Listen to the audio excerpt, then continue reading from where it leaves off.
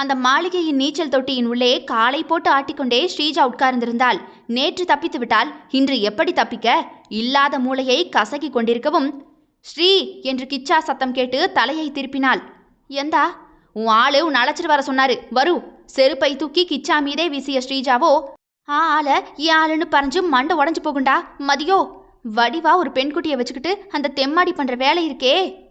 உன் குடும்ப சோழியில நான் மூக்க நுடைச்சிட்டு இல்ல, ஆயால் உன்னை விழிச்சு போய்க்கோ என்று விட்டு கிச்சா போய்விட, சை இந்த தெம்மாடி போலீஸ்காரன் பிராணனை வாங்குறானே என்று நகத்தை கடித்துக்கொண்டே த்ருவ் சாஸ்திரியின் அறை உள்ளே போகவும் குட்டி டவுசரில் தலையை துவட்டி கொண்டே த்ருவ் நின்றான். எந்தாச்சாரே?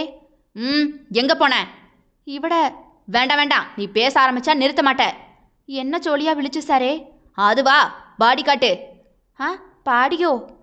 காட்டு, அதையாவது பார்த்துட்டு போறேன். ஆளி இப்போ எதுக்கு என்ன பாட சொல்றான்னு தெரியலையே. என்று படுக்கை மீது சம்மணம் போட்டு அமர்ந்த ஸ்ரீஜாவோ அலைப்பாயுதே கண்ணா என்று ஸ்ருதியோடு பாட ஆரம்பிக்க அவள் மீது வந்து அவன் லங்கோடு விழுந்தது. சோ மெனி டிஸ்டர்பன்ஸ் என்று அதை நகட்டிட அவளை முறைத்து கொண்டே த்ருவ் நின்றான். என்ன பண்ணிக்கிட்டு இருக்க? பாட சொன்னீங்களே சாரே, அதான். இடியட் இடியட், பாடி காட்டுனா இப்படி என்று தன் இடை மறைத்த ஆடையையும் நகட்டி த்ருவ் முன்னும் பின்னும் உடலை காட்டவும், இப்படி பாடி காட்டுறது? இப்ப பாடி காட்டு. கூஜா கூஜா. உட்கார்ந்த மேனிக்கே ஆள் மயங்கி இருந்தது.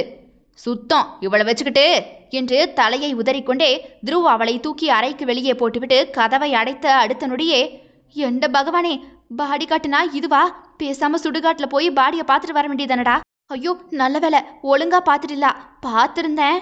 கூஜா என்று அவன் குரல் வரவும், எண்டா அம்மே என்று பதறி அடித்து கொண்டு ஓட ஆரம்பித்தாள். இஃது முறையா? கேட்க தவறாதீர்கள் மக்களே.